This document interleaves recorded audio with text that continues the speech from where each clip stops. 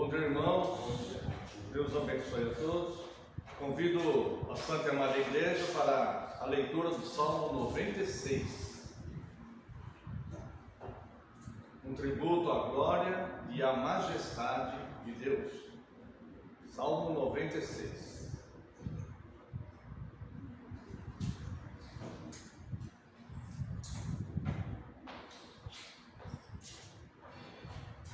Cantai ao Senhor um cântico novo. Cantai ao Senhor, bendizei o seu nome. Proclamai a sua salvação dia após dia. Anunciai entre as nações a sua glória, entre todos os povos as suas maravilhas. Porque grande é o Senhor e muito digno de ser louvado, temível mais do que todos os deuses.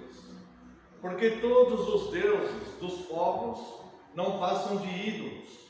O Senhor, porém, fez os céus. Glória e majestade estão diante dele. Força e formosura no seu santuário.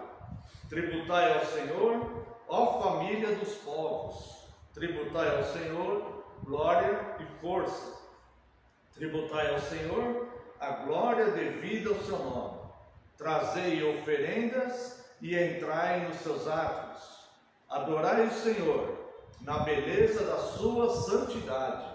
Tremei diante dele todas as terras. Dizei entre as nações: reina o Senhor. Ele firmou o mundo para que não se abale e julga os povos com equidade. Alegrem-se os céus e a terra exulte. Ruja o mar e a sua plenitude. Folgue o campo e tudo que nele há. Regozijem-se todas as árvores do bosque, na presença do Senhor, porque vem julgar a terra. Julgará o mundo com justiça e os povos consoante a sua fidelidade. Quero convidar a Santa e Amada Igreja que se coloquem em pé. Aqueles que puderem, louvemos a Deus com o Salmo 96.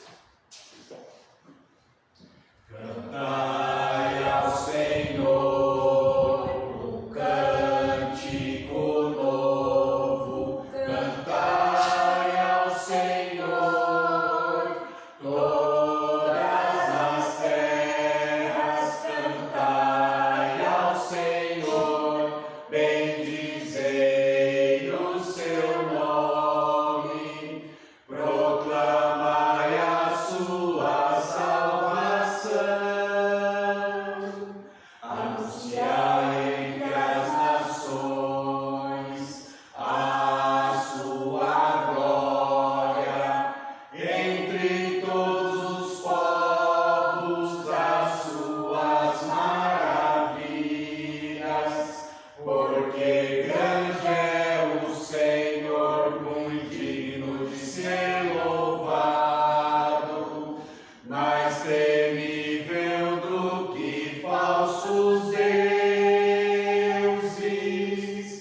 Glória e majestade estão diante dele, força e formosura no seu santuário. Glória e majestade estão diante dele, força e formosura no seu santuário. Cantai ao Senhor um cântico novo, cantai ao Senhor todas as terras, cantai ao Senhor, bendizei o seu nome.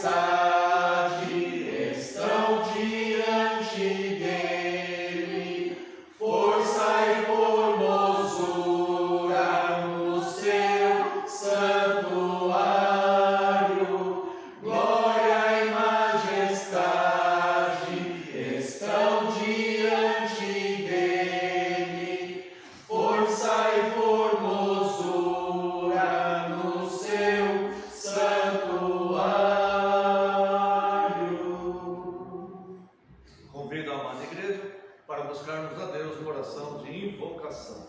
Oremos.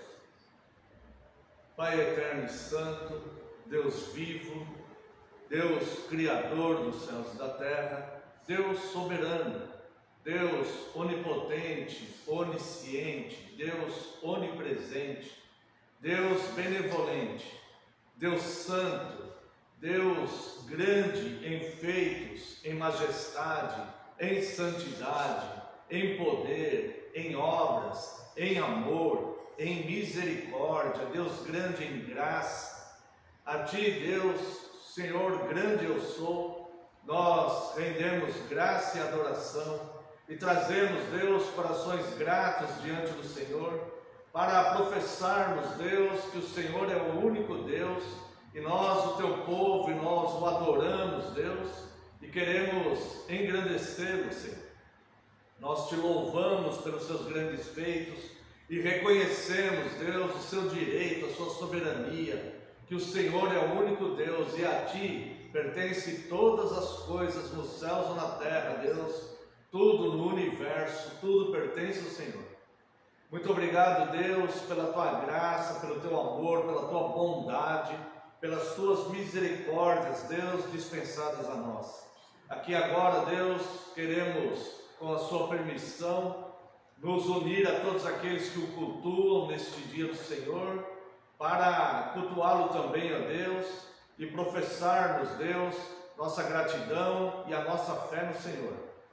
Reconhecemos que somos falhos e pecadores e pedimos perdão, Deus, pelas nossas falhas e pecados, e rogamos a Ti, Deus, que envie Teu Santo Espírito para nos ensinar como prestarmos este culto, Deus, para nos iluminar na Tua palavra revelada, e também, Deus, para que apenas o Teu Santo Espírito fale através de mim, ó Deus, aquilo que for determinado pelo Senhor para esta manhã. Muito obrigado pela Tua bondade, receba nosso culto e a nossa adoração, no nome santo e poderoso de Jesus, e pelo Teu favor e graça, nos instrua, Deus, segundo a Tua vontade, que é boa, perfeita e agradável. No nome santo do Teu Filho amado, Jesus Cristo, é que nós oramos. Amém. Convido a Santa e Amada Igreja para professarmos o voto da nossa segurança. Amada Igreja do Senhor Jesus Cristo, onde está o nosso socorro? O nosso socorro está em o nome do Senhor, Criador dos céus e da terra. Graça a vós outros e paz, da parte de Deus, nosso Pai, e do Senhor Jesus Cristo. Os amados irmãos podem se assentar. Vos convido à leitura da lei, a Santa Lei de Deus, no livro do Êxodo, capítulo 20. Nós estamos quinzenalmente estudando de forma breve, que o tempo aqui nos permite, cada mandamento do Senhor. No último dia do Senhor, nós analisamos o 7º mandamento, não adulterarás. Hoje nós estaremos analisando o 8º mandamento, não furtarás. Vamos à leitura da Santa Lei de Deus, capítulo 20 do livro do Êxodo. Então falou Deus todas estas palavras: Eu sou o Senhor teu Deus, que te tirei da terra do Egito, da casa da servidão. Não terás outros deuses diante de mim.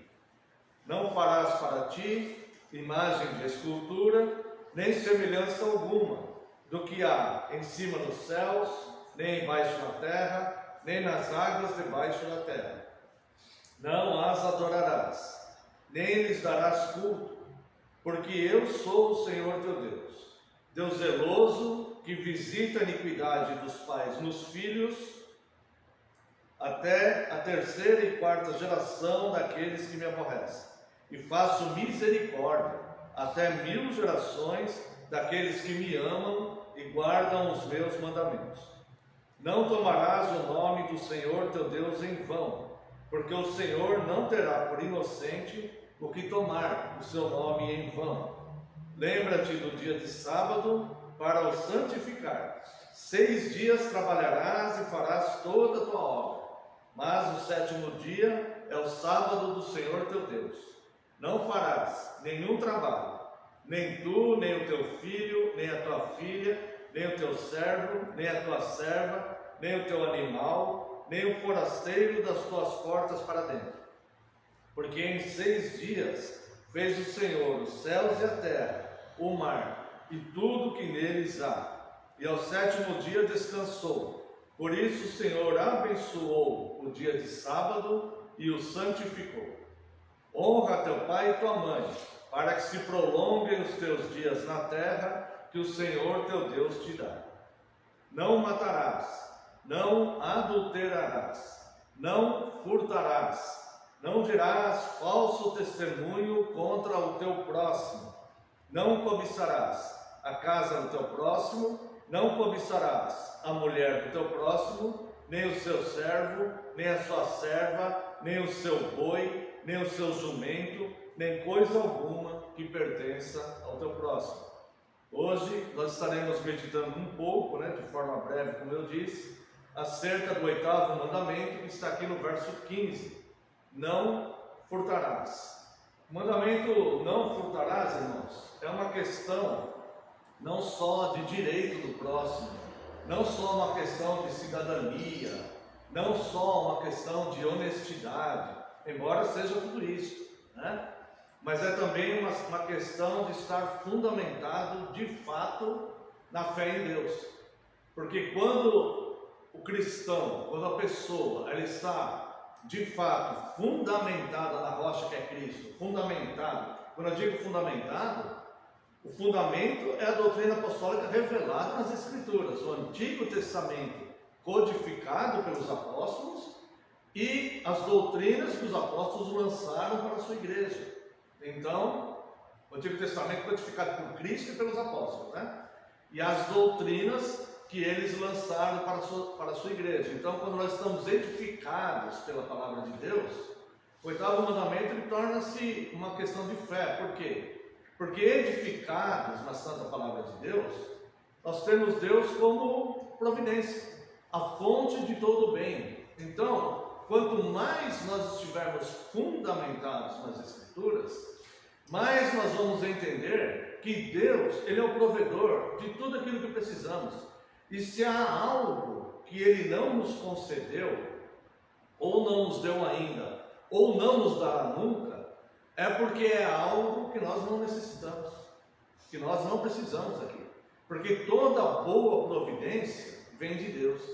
Então nós vemos aqui um paralelo muito grande entre viver de fato a fé em Cristo, confiando na providência de Deus, ou até professar a fé em Cristo, mas viver muito mais preocupado e dedicado com o próprio bem-estar pessoal. Então, quando a pessoa ela está mais preocupada com o seu bem-estar pessoal do que fundamentar-se na fé em Cristo, mais ela vai sentir que ela merece ter algo que Deus ainda não deu para ela, ou que Deus não vai dar nunca, talvez. E aí então que surge a possibilidade da quebra do 8º mandamento. O 8º mandamento, não furtarás, não é somente retirar bens materiais de outra pessoa, mas é se apropriar ou fazer uso indevido do direito de outras pessoas. Então, por exemplo, se um funcionário ele foi contratado para trabalhar uma jornada de trabalho de 8 horas, ele deve fazer aquele seu trabalho, conforme as suas forças, A palavra de Deus diz: tudo que te vier às mãos a fazer, faze-o conforme as suas forças. A partir do momento que ele começa, então, a querer usufruir, ou tirar alguma vantagem, o patrão não está, então eu vou ficar aqui sentado, dormindo, sem produzir a minha função, isso quebra o 8º mandamento, porque aquele patrão vai fazer o pagamento a ele, de acordo com aquilo que foi combinado para a questão do trabalho. Assim também com relação ao patrão, de reter do funcionário aquilo que lhe é direito do seu pagamento.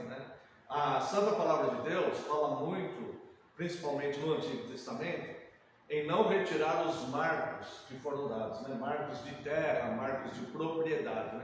Então, zelar pela propriedade dos outros, né? Então, como nós temos um pouco tempo, né, para abordarmos essa questão, eu gostaria de enfatizar o fato sobre o 8º mandamento, uma questão de fé, ou seja, de descanso, confiarmos de fato que Deus é o nosso provedor.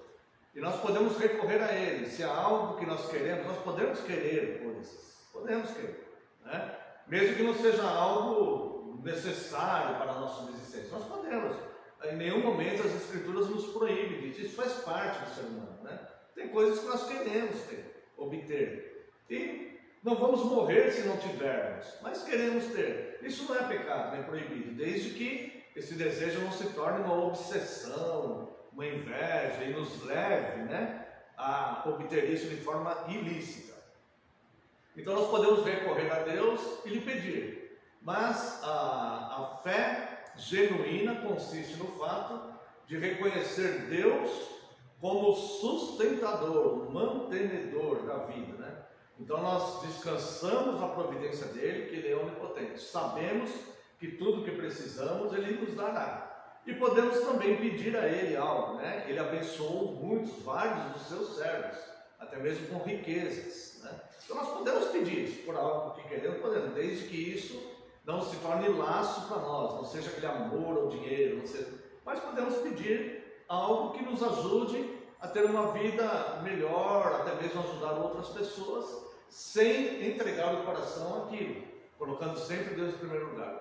E tudo aquilo que Deus nos dá, sermos gratos, ou seja, estejamos contentes com aquilo que Deus nos provê no nosso dia a dia, porque Ele de fato nos provê muito mais do que o pão, né, e o agasalho, muito mais do que isso Deus nos provê. Então o 8º mandamento é acima de tudo, guardar o 8º mandamento acima de tudo, é uma questão de fé, é uma questão de honestidade, é uma questão de ser um bom cidadão, né?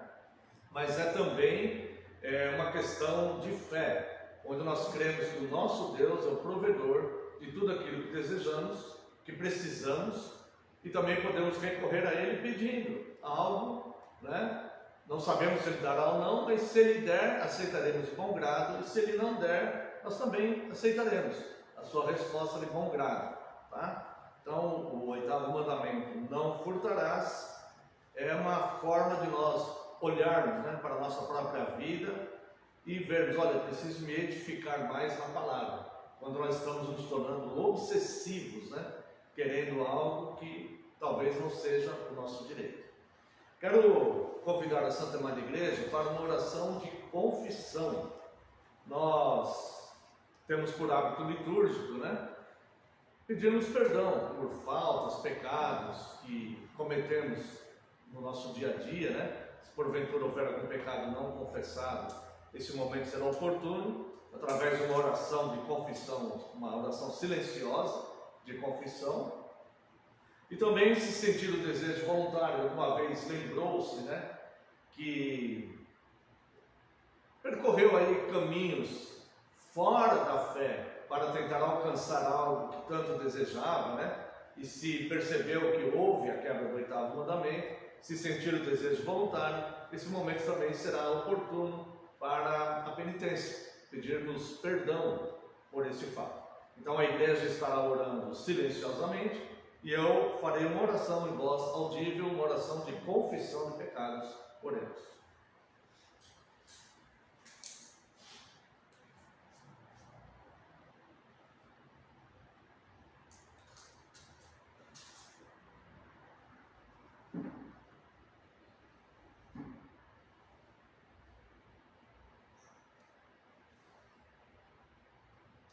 Gracioso e eterno Deus, nós te louvamos, Senhor.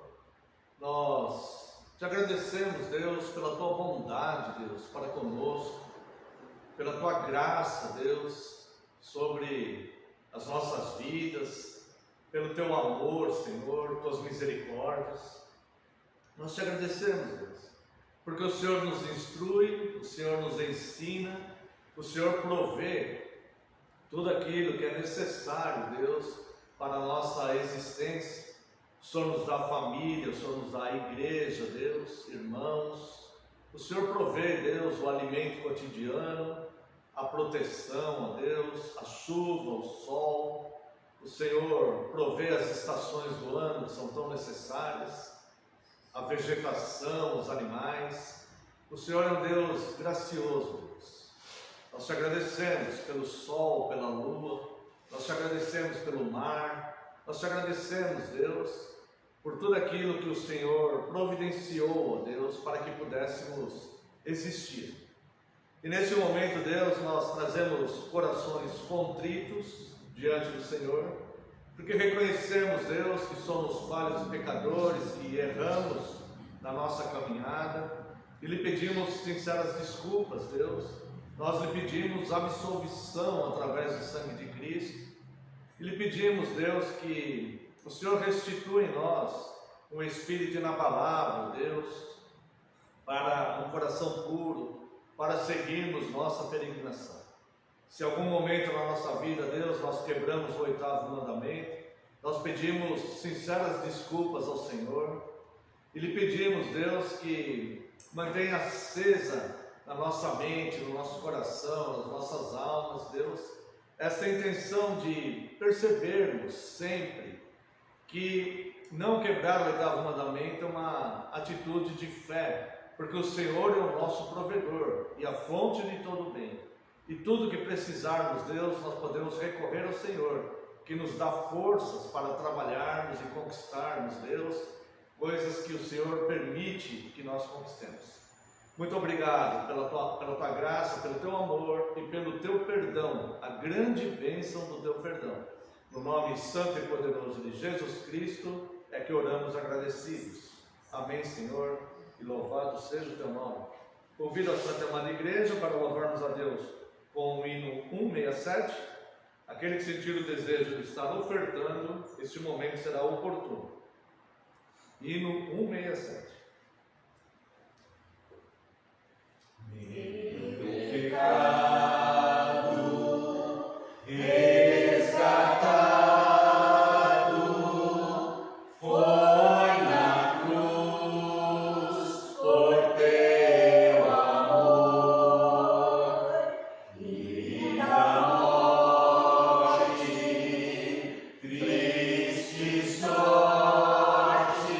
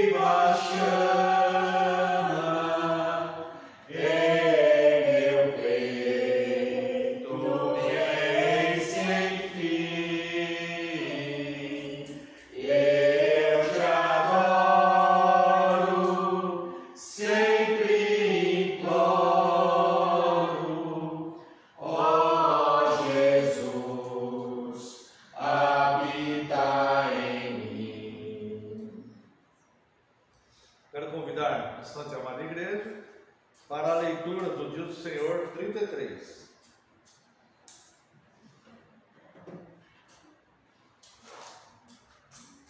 No último Dia do Senhor 32, nós entramos na terceira parte do Catecismo, né?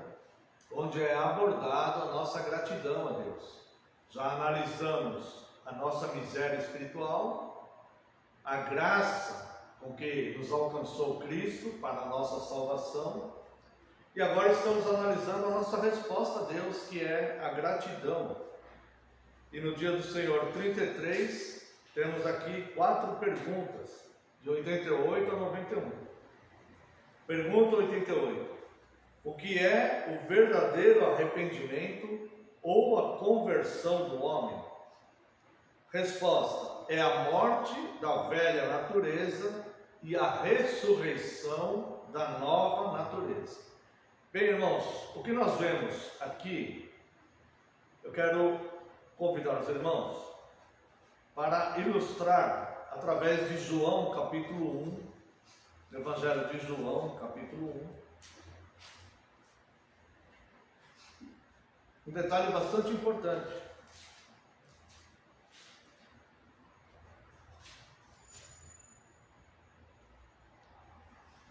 A partir do verso 11, entre os versos 11 e 12.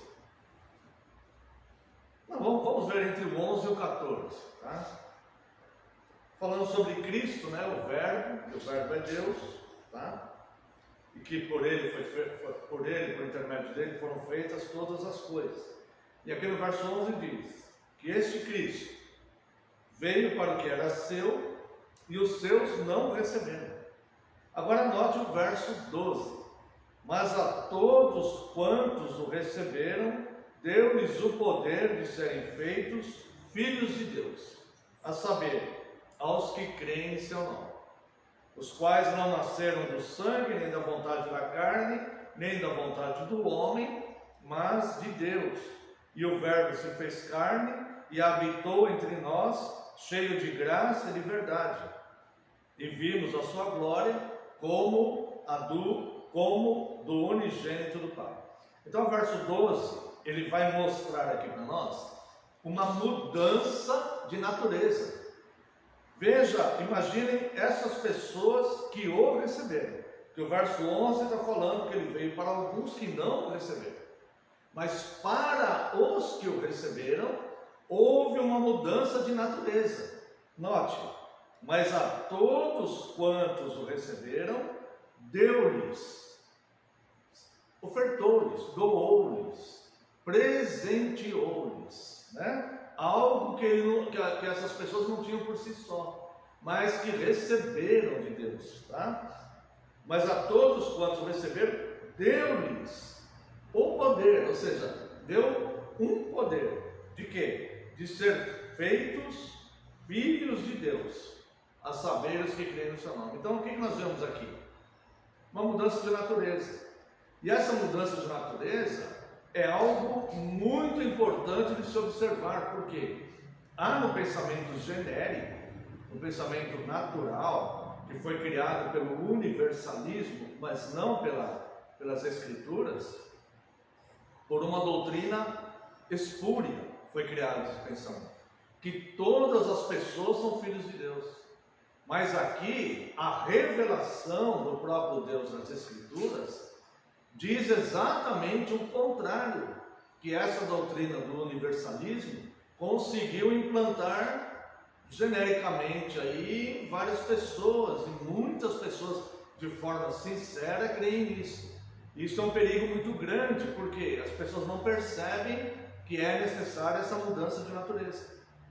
Então veja que a mudança de natureza consiste em passar de criatura de Deus, ou seja, alguém que foi de fato criado por Deus, para o poder, vamos chamar de status, mas não um status de forma soberba e orgulhosa, né? Um nível, vamos dizer, para o status de filhos de Deus de fato. Esses filhos de Deus são herdeiros da promessa, co-herdeiros com Cristo, que é o primogênito de todos os mortos. Eles vão herdar a ressurreição e a vida eterna, com Deus, com Cristo, certo? Então há uma mudança de natureza aqui, que é bem clara, revelada pelas Escrituras. Então nós não podemos defender que todas as pessoas são filhos de Deus, como diz o universalismo, e defender as Escrituras ao mesmo tempo, porque aqui vai existir um paradoxo, vai existir um conflito doutrinário, né? Então as pessoas diante disso elas têm que escolher: eu vou pelo politicamente correto, mais ameno, né, que é o universalismo, ou eu vou pela verdade, que está revelada pelo próprio Deus nas Escrituras, onde diz: a todos aqueles que o receberam, deu-lhes o poder de serem feitos, né? Não foi feito por si só, mas serem feitos filhos de Deus, a saber, os que creem no seu nome, os quais não nasceram do sangue nem da vontade da carne. Ou seja, toda criatura nasceu do sangue e da vontade da carne, tá? Este poder de ser filhos de Deus é um outro nascimento, é o nascimento de uma nova natureza na pessoa, tá? Os quais não nasceram do sangue, nem da vontade da carne, nem da vontade do homem, mas essa nova natureza vem de Deus, tá? Não nasceram do sangue, nem da vontade da carne, nem da vontade do homem, mas de Deus, nasceram de Deus. E o Verbo se fez carne e habitou cheio de graça e de verdade, e vimos a sua glória como unigênito do Pai. Então, essa mudança de natureza, ela vai se dar efetivamente na vida da pessoa. Então nós vimos aqui em João o que acontece espiritualmente, algo que nós não vemos, certo? Aqueles que o receberam, deu-lhes o poder de serem feitos filhos de Deus. Eu não vejo acontecer isso efetivamente na vida das pessoas. Eu posso ver uma transformação na vida do convertido, o que me leva a crer que pelos seus frutos, né, de transformação, essa pessoa se regenerou, está regenerada e convertida e agora é um filho de Deus, né? Mas é algo espiritual que acontece no interior do indivíduo, tá? Como que isso se dá na prática, na vida do indivíduo? Como diz a resposta à pergunta 88, é a morte da velha natureza e a ressurreição da nova natureza, tá? Então aqui é a primeira ressurreição que diz lá em Efésios 2, né? Estávamos todos mortos, todos nós mortos, em delitos e pecados, e Ele nos deu vida, né? Então é este nascimento, tá, da nova natureza no homem. Pergunta 89: o que é a morte da velha natureza?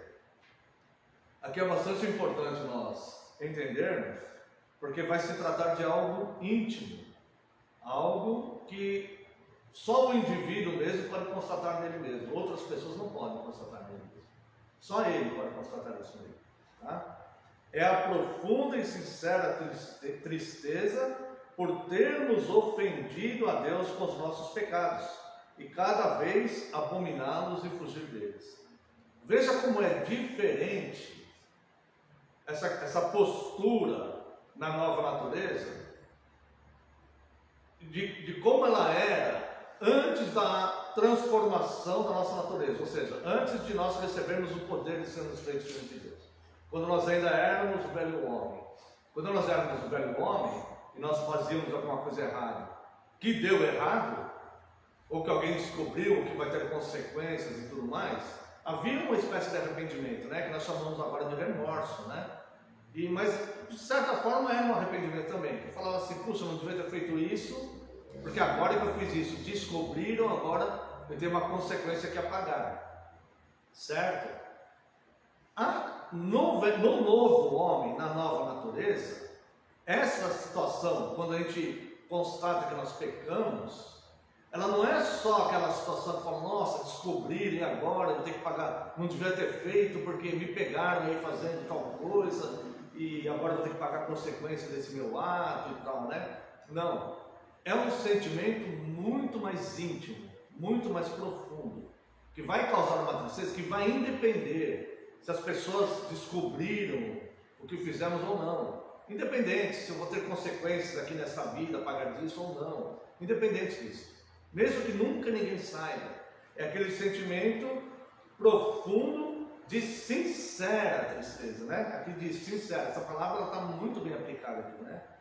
É a profunda e sincera tristeza por termos ofendido a Deus com os nossos pecados. Então, independente que alguém descobriu algo lá que foi feito e agora terá consequência a pagar, mesmo que ninguém descubra, essa pessoa então ela se entristece e fala: puxa, Deus me alcançou com a sua graça, Deus é maravilhoso, é bom, me tornou uma nova criatura e eu fiz isso. Eu ofendi a Deus com esse meu pecado e tal, né?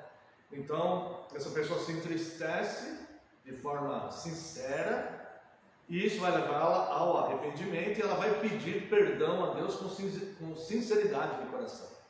Ela não vai ficar se justificando diante de Deus, como Davi, né? Davi não ficava lá se justificando: ah, Senhor, eu fiz isso porque não deu, por causa disso, a carne é fraca, eu não tenho sangue de barata. Ele não fica usando esses artifícios. Ele chega lá e reconhece: fala: Senhor, pequei contra ti, né? Fiz o que era mal, né? Fiz o que era mal aos teus olhos e tal. Então ele confessa o pecado corajosamente, né? E com sinceridade. E além disso, irmãos, é cada vez mais abominá-los e fugir deles, ou seja, abominar os pecados, né? Em outras palavras, a nova criatura, que tem a nova natureza, ela não se arrepende só de ter feito algo errado, mas ela se arrepende de ser pecador, então ela se detesta por isso, né? Não é falta de amor próprio, não é isso que nós estamos falando, né? As pessoas costumam confundir muito isso, né? Então não, mas ela se detesta pelo fato de ser pecadora e saber que pode mais uma vez ofender a Deus com os pecados enquanto estiver nesse corpo, né? Nós passamos, o cristão passa pela morte física também, que é justamente para acabar o pecado, a interrupção do pecado. Teremos um corpo transformado em glória depois em Cristo. Então, é um arrependimento sincero por ter feito algo que ofendeu a Deus. A velha natureza não produz isso. A velha natureza se arrepende quando algo dá errado porque ela fez de errado, né? Mais ou menos assim. Agora, a nova natureza, mesmo que aquele pecado foi bem sucedido, digamos assim, ninguém descobriu nada, vamos dizer assim, ela sabe que pecou, então ela, de forma sincera, ela se arrepende diante de Deus por aquilo, né? E se detesta por ser assim. Pergunta 90. O que é a ressurreição da nova natureza? Resposta: é a alegria sincera em Deus por Cristo, e o amor e o deleite de viver segundo a vontade de Deus em toda a sua boa obra. Tá? Eu quero convidar aqui os irmãos para ver um versículo aqui, Romanos capítulo 14, verso 17, carta do apóstolo Paulo aos Romanos, capítulo 14, verso 17. Porque o reino de Deus não é comida nem bebida, mas justiça e paz e alegria no Espírito Santo. Então, olha só, isso aqui é bastante interessante, porque houve certa vez no passado alguns filósofos que ensinavam, né, e a sociedade nessa época era muito influenciada, né, pela essa cultura daqueles filósofos gregos, né, que o bem-estar pessoal era o bem supremo, onde as pessoas, isso era o máximo, né? Então, a palavra de Deus vem dizer aqui para nós: o reino de Deus não é comida nem bebida, ou seja, não é algo material, não é esse o bem supremo, tá? Mas paz, justiça, paz e alegria do Espírito Santo. Então, estes elementos, eu não devo estar me sentindo bem só quando tenho uma boa comida ou quando tenho uma boa bebida, uma bebida que me traz alegria, ou uma boa comida ali, que me satisfaça o paladar, vamos dizer assim, tá? Mas eu ter uma alegria constante por ter sido perdoado por Cristo, por Deus ter enviado o próprio Filho, e eu tenho consciência hoje que eu não vou me perder e que Ele provê todas as minhas necessidades, que eu estou amparado, né? Ser justo, ter satisfação em viver de forma justa, ou seja, evitar de cometer injustiça com as pessoas, né? Pitágoras disse certa vez que a grande tragédia na vida da pessoa não é sofrer a injustiça, mas é cometer a injustiça, tá? Então nós vivemos sem cometer essa injustiça, né?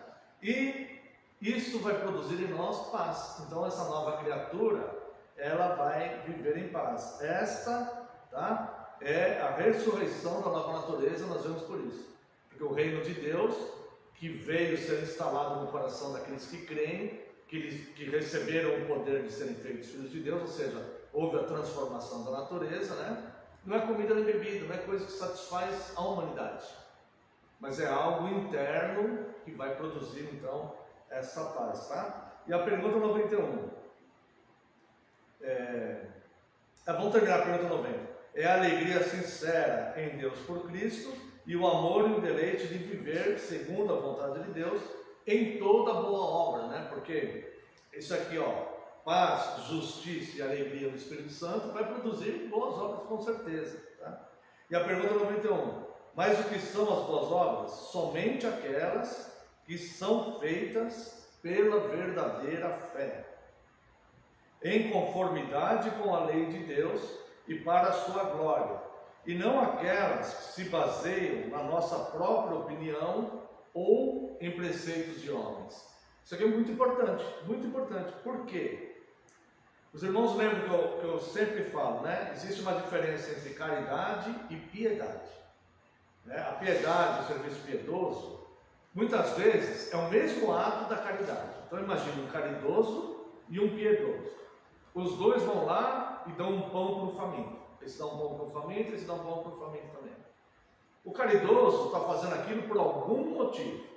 Pode ser compaixão pela pessoa, ou pode ser porque ele acredita que ele vai para o céu, né? Ou ele vai evoluir, ou ele vai melhorar, ou Deus vai recompensá-lo, alguma coisa assim. O piedoso, ele faz aquilo como servindo a Cristo. Ele vê aquilo como servindo a Cristo, tá? Então o serviço piedoso é o que se faz pela verdadeira fé, em conformidade à lei de Deus e para a glória de Cristo, tá? Então normalmente o que ele vai fazer? Ele vai dar o pão para aquela pessoa, ele vai pregar o evangelho para aquela pessoa, ele vai falar algo de Deus para aquela pessoa, tá? E não as boas obras que se baseiam na nossa própria opinião ou preceito de homens, ou seja, salvação por obras são preceitos de homens. Pode ser a nossa opinião, eu não preciso cultuar a Deus, se eu cuidar dos pobres. Não tem pessoas que falam isso? Você não tem que dar dízimo, você tem que dar esmola para o pobre. Você não tem que ir na igreja, você tem que visitar lá os orfanatos e as viúvas e tal, como se uma coisa impedisse a outra, né? E as pessoas usam isso como que meio que se justificando, né? Então, é algo caridoso fazer isso, mas não é o serviço piedoso. Então, as boas obras que o cristão faz de acordo com a lei de Deus, para a glória de Deus, como servindo a Cristo. Isto é uma forma de demonstrar na prática, né, a nossa gratidão a Deus. E aquela paz, aquela alegria em viver de forma justa, né, procurar viver de forma justa, revela para nós mesmos que nós temos a nova natureza do novo nascimento em Cristo. Quero convidar a Santa e Amada Igreja para louvarmos a Deus com o Salmo 146.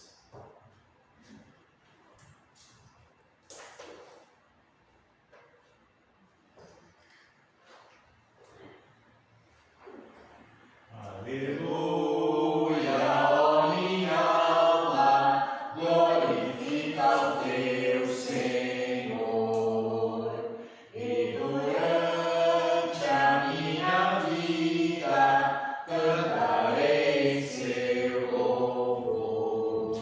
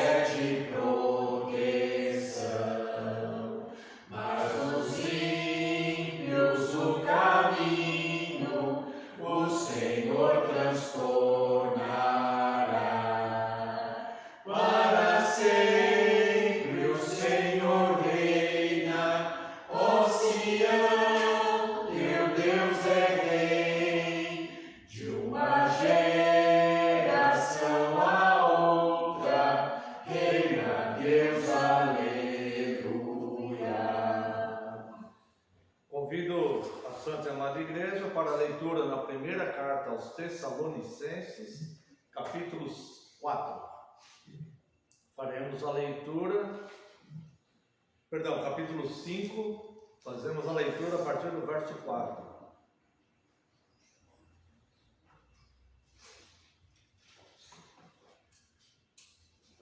Primeiro aos Tessalonicenses, capítulo 5, a partir do verso 4. Mas vós, irmãos, não estáis em trevas, para que este dia, como ladrão, vos apanhe de surpresa. Porquanto vós todos sois filhos da luz e filhos do dia. Nós não somos da noite, nem das trevas. Assim, pois, não durmamos como os demais, pelo contrário, vigiemos e sejamos sóbrios. Ora, os que dormem, dormem de noite, e os que se embriagam, é de noite que se embriagam. Nós, porém, que somos do dia, sejamos sóbrios, revestindo-nos da couraça da fé e do amor, e tomando como capacete a esperança da salvação. Porque Deus não nos destinou para a ira, mas para alcançar a salvação mediante nosso Senhor Jesus Cristo, que morreu por nós, para que, quer vigiemos, quer durmamos, vivamos em união com Ele. Consolai-vos, pois, uns aos outros e edificai-vos reciprocamente, como também estáis fazendo. Também quero ler com os irmãos livro do profeta Isaías, capítulo 53, verso 11 apenas. Isaías 53, 11. Ele verá o fruto do penoso trabalho de sua alma e ficará satisfeito. O meu servo, o justo, com o seu conhecimento, justificará muitos, porque as iniquidades deles levará sobre si. Vamos ler também o verso 12. Por isso eu lhes darei muitos como a sua parte, e com os poderosos repartirá ele o despojo. Porquanto derramou a sua alma na morte, foi contado com os transgressores. Contudo, levou sobre si o pecado de muitos, e pelos transgressores intercedeu. Até aqui, irmãos, quero convidar os irmãos a uma breve oração. Oremos. Pai eterno e santo, glorificamos o teu nome, Deus, te rendemos graças, te adoramos, te pedimos mais uma vez, Deus, perdão pelas nossas falhas e pecados, e nesse momento de culto, Deus, diante da tua santa palavra, nós pedimos ao Senhor, pela tua graça, com todo respeito e reverência, que somente o teu Santo Espírito fale através de mim nesta manhã. Mais uma vez eu lhe peço perdão pelas minhas falhas e pecados, e eu clamo a ti, Deus, rogo a ti que envie teu Santo Espírito, que nos ilumine nesta palavra, que foi lida, e também, Deus, que somente o teu Espírito fale através de mim, que tudo que for falado aqui, Senhor, seja dirigido pelo teu Santo Espírito, com a sua expressa autorização, e que neste momento, Senhor, eu diminua, eu desapareça, e só prevaleça a tua palavra, porque a tua palavra é a verdade. Em nome de Jesus, teu Filho amado, é que oramos. Amém, Senhor. Amada Igreja do Senhor Jesus Cristo, venho vos proclamar Cristo, o Cordeiro de Deus, que tira o pecado do mundo. Hoje nós celebramos a Páscoa do Senhor. E porque nós celebramos, nem todos que se dizem cristãos celebram a Páscoa do Senhor, mas nós celebramos. E por que nós celebramos? Porque a nossa Páscoa foi o seu corpo, o corpo de Cristo. Na Páscoa do Êxodo, Deus liberta o seu povo do Egito, e essa libertação passa por 3 processos: as 10 pragas, o juízo e o deserto. As pragas, o destruidor ceifa a vida dos primogênitos da casa onde não havia o sangue do cordeiro. O juízo, os que escravizavam o povo foram condenados à morte no Mar Vermelho. E o deserto, o povo peregrinou no deserto como que para haver uma espécie de purificação, ou seja, aqueles que murmuravam permaneceram prostrados no deserto.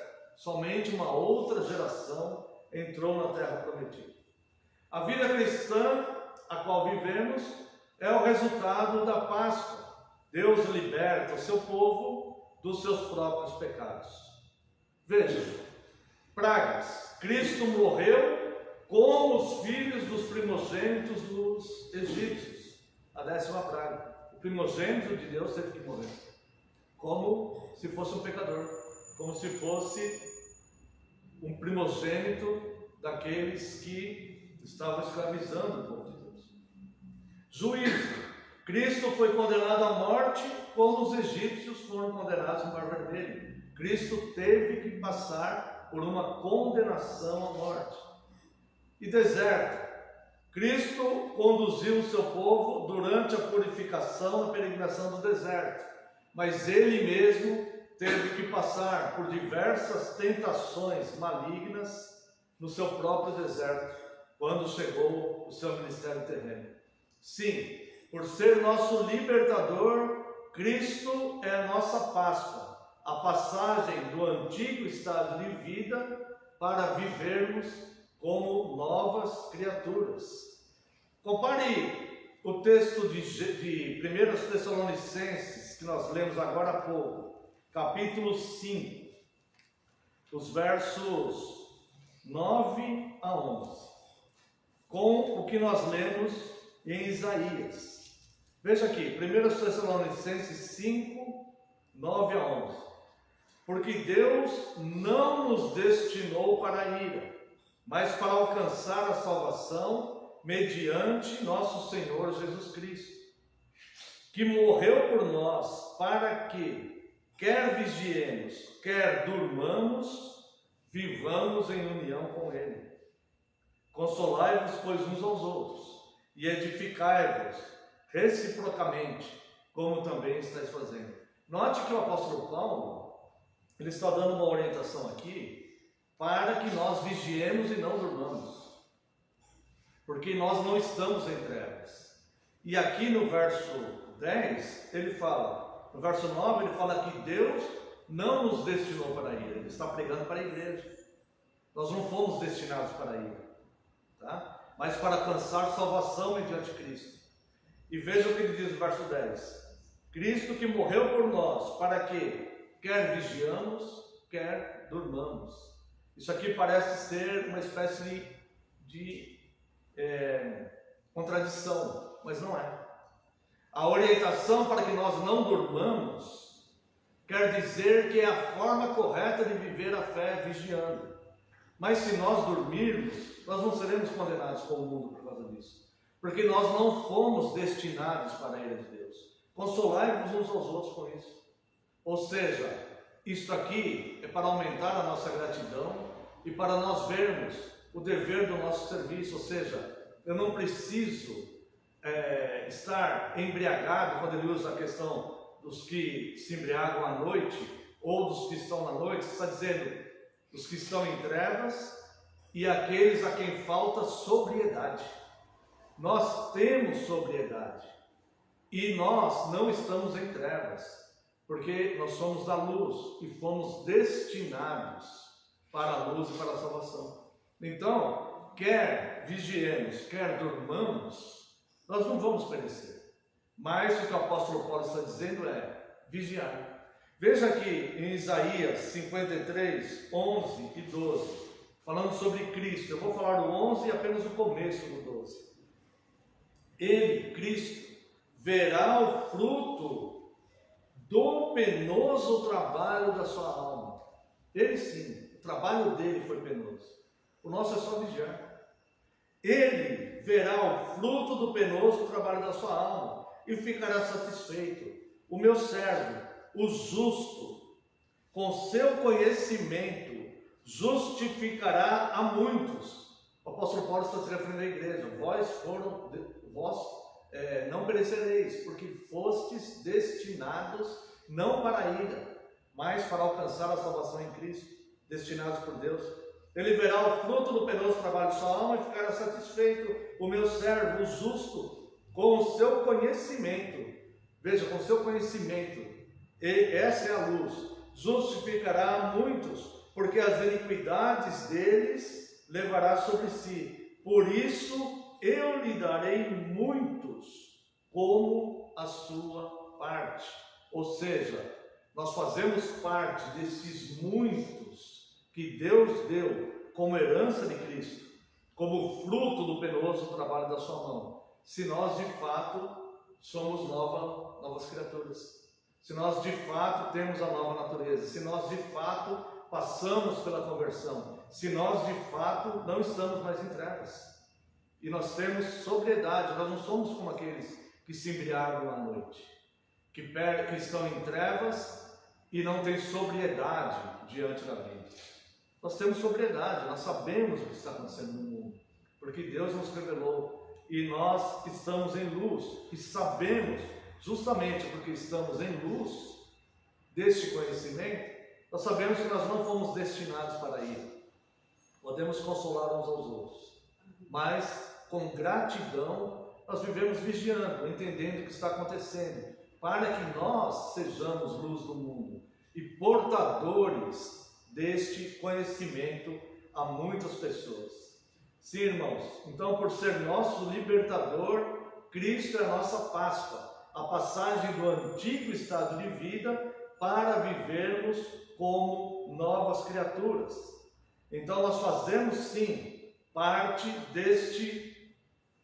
destes muitos que Deus concedeu como herança de Cristo, e Ele se alegrou pelo penoso trabalho da sua alma. Mas temos uma resposta a dar, ou seja, nosso estilo de vida. Essa é a nossa resposta para Deus, tá? Nós não vamos nos perder se nós dormirmos, se nós fraquejarmos alguma vez, não vamos nos perder por isso. Mas nós temos uma resposta de gratidão a dar a Deus, que é o nosso próprio estilo de vida, ou seja, não estamos em trevas. Veja lá, em 1 Tessalonicenses, capítulo 5, verso 4. Mas vós, irmãos, não estáis em trevas. Veja que o apóstolo Paulo está falando para pessoas convertidas, né? Vós não estáis em trevas. Verso 9. Porque Deus não nos destinou para a ira, mas para alcançar a salvação. Verso 10. Ele morreu por nós, para que, por que ele morreu por nós? Quer vigiamos, quer durmamos, vivamos em união com Ele. Nada pode nos separar do amor de Deus. É espúria a ideia que depende de nós a nossa própria salvação, e nós devemos então fazer por merecer essa salvação. Não, nós somos salvos pelos méritos de Cristo. Ou seja, isso nos constrange a darmos a resposta da gratidão, que é o nosso dever diante de Deus. Então nós não estamos em trevas. Cristo é a verdade liberta pela luz do conhecimento. Cristo veio trazer o reino de Deus para os homens e enviar o Espírito Santo, que nos ensina todas as coisas que foram reveladas em sua palavra. Ou seja, somos filhos da luz. Veja o verso 5. Porquanto vós todos sois filhos da luz e filhos do dia, nós não somos da noite nem das trevas. Ou seja, uma conclusão lógica. Os filhos da luz são os que recebem a instrução da verdade de Cristo. Somos a luz do mundo, pois somos detentores da verdade. E é por isso que Cristo mantém a sua igreja. Por isso que Cristo mantém a sua igreja pregando o Evangelho. Por isso que Cristo mantém na sua igreja a chave dos céus. Como ele diz, quando ele edifica a sua igreja, ele diz isso a Pedro, quando ele edifica a sua igreja aos apóstolos. E a igreja é mantida e as portas do inferno não prevalecem contra ela e não prevalecerão. E nós estamos hoje no século 21, sendo a luz do mundo, porque a igreja verdadeira, ela é a detentora da verdade, desde que seja uma igreja fiel à verdade revelada nas Escrituras. Portanto, temos que dar essa resposta que ordena o apóstolo: não durmamos. Tá? Veja o verso 6. Assim, pois, não durmamos como os demais. Pelo contrário, vigiemos e sejamos sóbrios. Tá? Quando ele diz aqui, não durmamos, quer dizer, trabalhemos, vamos estudar as coisas de Cristo, servir com nossas vidas, enquanto estamos peregrinando nesse deserto. Mas olha uma coisa interessante aqui, irmãos, no verso 6. Como os demais. Há uma clara diferença aqui entre os que têm luz e os que estão em trevas, entre os que têm sobriedade e os que estão embriagados com muitas coisas que não são as coisas de Deus. Há uma diferença muito grande aqui. E aqui a ordem apostólica para a sua igreja é: não sejam como os demais. Igreja, não faça o que é mal. Igreja, não pegue o mundo como seu padrão de conduta. Igreja, não siga o curso deste mundo, porque este mundo está destinado à ira de Deus. A igreja tem que ser diferente e guardar os princípios e os valores de Cristo. Por isso a igreja é detentora da verdade. Se a igreja deixar de ser a detentora da verdade para viver em trevas e sem sobriedade como os demais, ela tornou-se uma igreja apóstata. Ela não serve mais a Cristo. Ela não é mais a igreja de Cristo. Mesmo que ela tenha um grande número de membros, e mesmo que lá fora tenha uma placa com uma cruz, dizendo algo como sou a igreja de Cristo. Mesmo que isso esteja acontecendo, ela passou a ser uma igreja apóstata. E assim também o cristão individual. Se o cristão individual começa a pegar o mundo como o seu exemplo, começa a querer imitar o mundo, começa a querer viver como as pessoas que estão no mundo, este cristão individual, ele está entrando em apostasia, porque ele está deixando de ser luz para este mundo, para se tornar um daqueles que está vivendo em trevas. Ou seja, ele está querendo trazer para si mesmo o que o mundo tem para ele, que é a condenação pela ira de Deus. Então a igreja, o indivíduo cristão, ele está dormindo como os demais. Note que há uma diferença entre dormir em união com Cristo, como ele fala no verso 9 e 10, e dormir como os demais, né? Então o verso 6 diz: pois não durmamos como os demais, pelo contrário, vigiemos e sejamos sóbrios. Ou seja, quando nós dormimos em Cristo, nós não estamos deixando de ser sóbrios, né? Mas nós devemos, de fato, vigiar. Tá? Também vemos aqui, no verso 7, a diferença entre os que não têm luz nem sobriedade. Veja o verso 7. Ora, os que dormem de noite, os que se embriagam, é de noite que se embriagam. Eles fazem isso porque eles não têm luz. Quando se diz de noite, é à noite que eles fazem isso, é porque eles estão mergulhados em trevas. E é por isso, irmãos, que nós vemos tantos absurdos acontecendo. Tantas coisas que para nós é tão óbvio que isto é verdade e que isto é mentira, vamos dizer assim. Tantas coisas que nós vemos e falamos: não, mas isso não é verdade. Isso é mentira. Mas pessoas seguem aquilo como uma verdade absoluta e nós ficamos perplexos em ver quantas pessoas acreditando em erros tão primários, tão simples, que para nós são coisas tão óbvias. Mas essas pessoas são facilmente levadas por esses enganos. Também o verso 8 diz aqui a explicação de como damos essa resposta na prática. Nós, porém, que somos do dia, sejamos sóbrios, revestindo-nos da couraça da fé, do amor e tomando como capacete a esperança da salvação.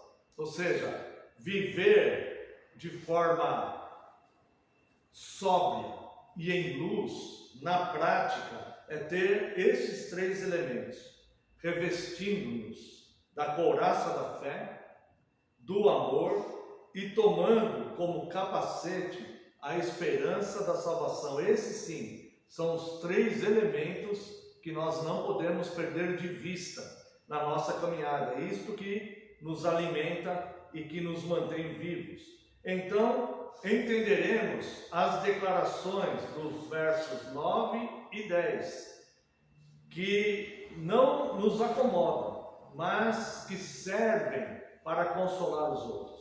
Os versos 9 e 10, eles não estão aqui para nos acomodar, mas estão aqui para nós entendermos e para nós consolarmos pessoas que muitas vezes acham que perderam a sua salvação e estão desanimados na vida, né?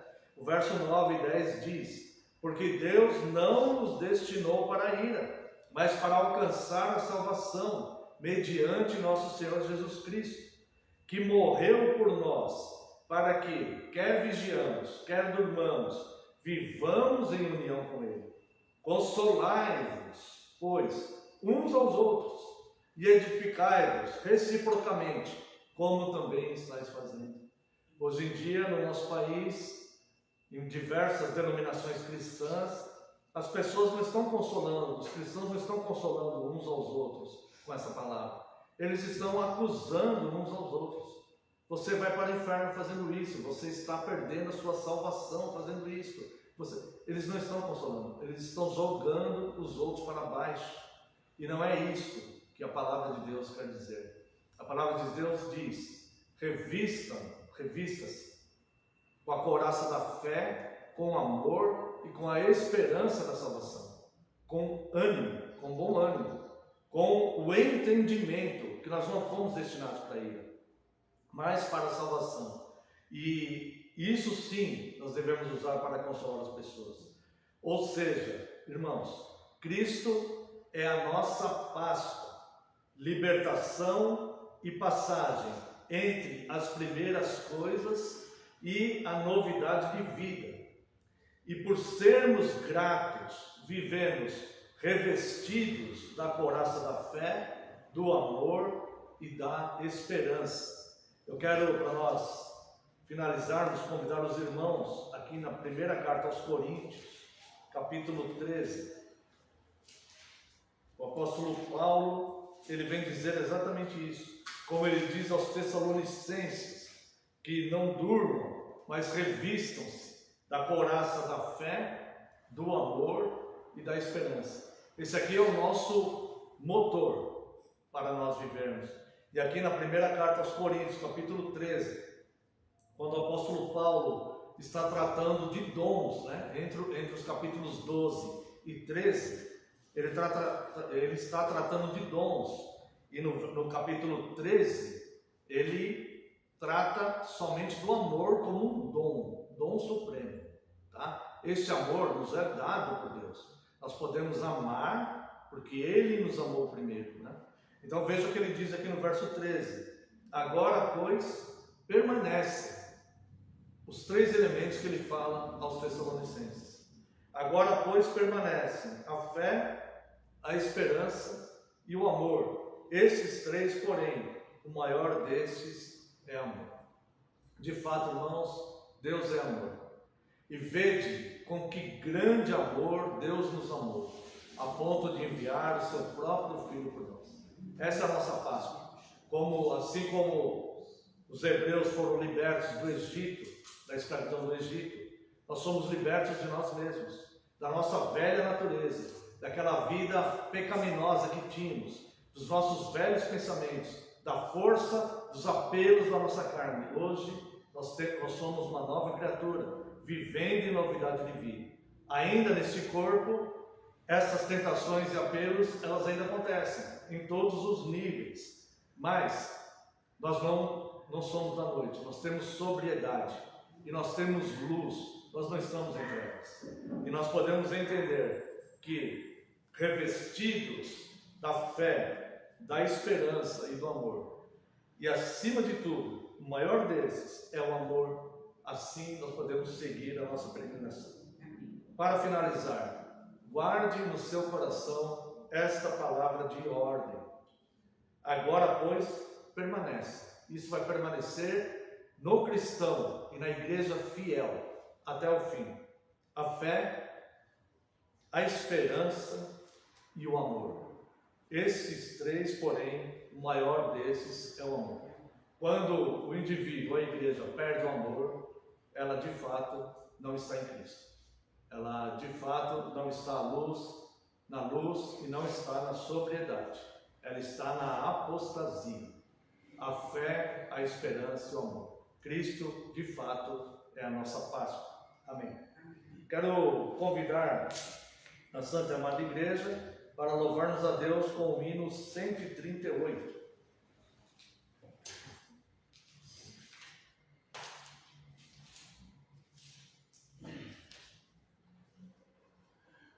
Achei um bom amigo, Jesus o Salvador, o escolhido dos milhares para mim. Dos vales é o lírio, o forte mediador, que me purifica e guarda até o fim. Consolador amado, meu protetor do mal, a solicitude minha toma-se.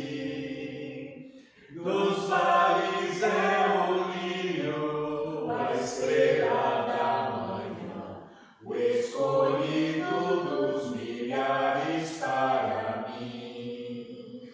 Levou-me as dores todas, as mágoas me entreguei. Nele tenho firme abrigo em tentação.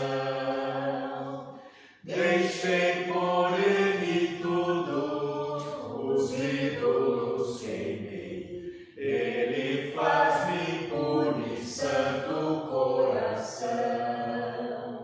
Que o mundo me abandone, persiga o tentador.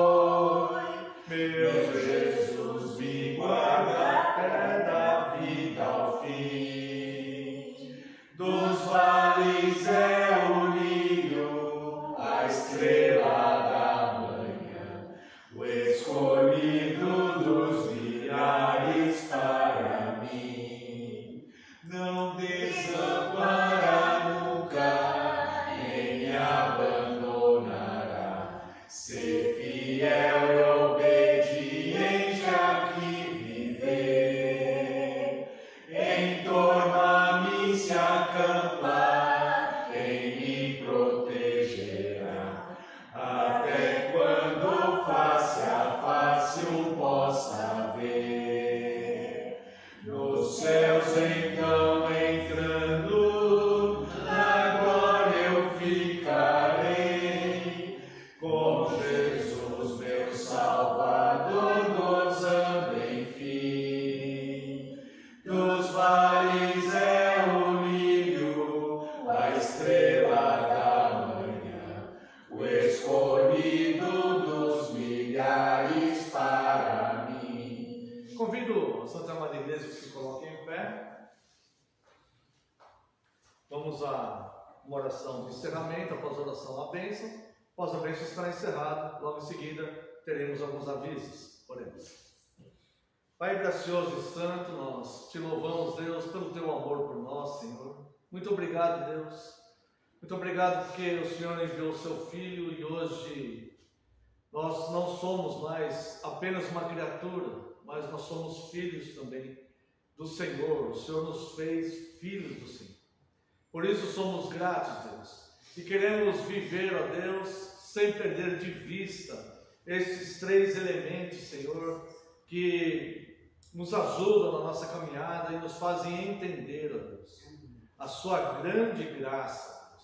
A fé, a esperança e o amor, sendo o principal deles, o amor. Muito obrigado, Deus, que nós sejamos como aqueles que dormem com o mundo, porque o mundo está destinado à ira, mas que nós sejamos aqueles que que possam vigiar, ó Deus, porque temos sobriedade e, acima de tudo, quer vigiando, quer durmamos, temos união com o Senhor. Despeça-nos em segurança, Deus, livra-nos de todo mal. Permita, Senhor, se for do teu agrado, que possamos nos reunir muitas outras vezes em torno do seu nome. Pedimos a tua bênção para esta igreja e também para toda a igreja fiel, ó Deus, que se une e que prega o Evangelho para todo o seu povo, Deus, espalhado em toda a face da terra. Pedimos, Deus, segundo a tua vontade, se for da tua graça, pedimos a cura e os cuidados e as consolações àqueles que estão enfermos como o seu Aceli, o Bruno, a Fátima, Deus. E também, Deus, que o Senhor guarde e proteja aqueles que estão viajando nesse feriado prolongado, Senhor, que em breve possamos estar todos de volta na Santa Comunhão, na graça, louvando o teu nome. Estenda a mão aos tentados, traga paz aos aflitos, abençoe as autoridades, Deus, que possamos ter bons resultados e leis mais justas, Deus, para o teu povo, se assim for do teu agrado. Abençoe todo o seu povo, espalhado em toda a face da terra, e traga paz a Jerusalém, pedindo também que o Senhor abençoe os nossos trabalhos cotidianos, as nossas famílias e os nossos lares. Em nome de Jesus, nós oramos agradecidos. Amém, Senhor, e glórias a Ti. Receba a bênção, irmãos. Que a graça do nosso Senhor Jesus Cristo, o amor do Deus Pai e a comunhão e as consolações do Espírito Santo sejam sobre vós, agora e para todos sempre. Amém e amém. Despede-nos com tua paz, despede-nos em teu amor, permite que nós outra vez nos ajuntemos, ó Senhor, permite que nós outra vez nos ajuntemos, ó Senhor. Amém. Encerrado. Peço que os irmãos sentem um minutinho, tem alguns avisos.